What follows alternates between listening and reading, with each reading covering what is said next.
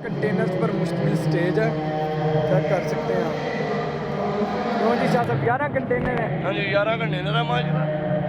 और दो ये बहुत बड़ी LCDs लगी हुई हैं, ये चेक माशाल्लाह जी माशाल्लाह। ये 2 LCDs लगी हुई हैं बहुत बड़ी बड़ी। ये भी है एक, ये पूरा स्टेज है ओवर। इसी तरह से ये ऊपर ट्रेन का है,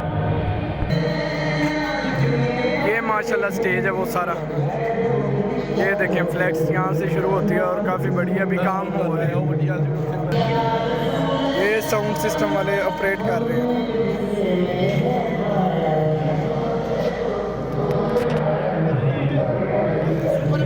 ये इतनी पहले स्पेस छोड़ दी गई है क्योंकि यहाँ पे उलमा इकराम और दूसरे लोग हैं, इसके बाद फिर ये आगे आवाम।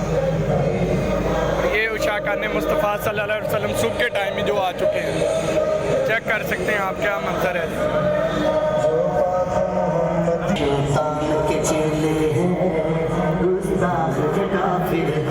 बिल्कुल जी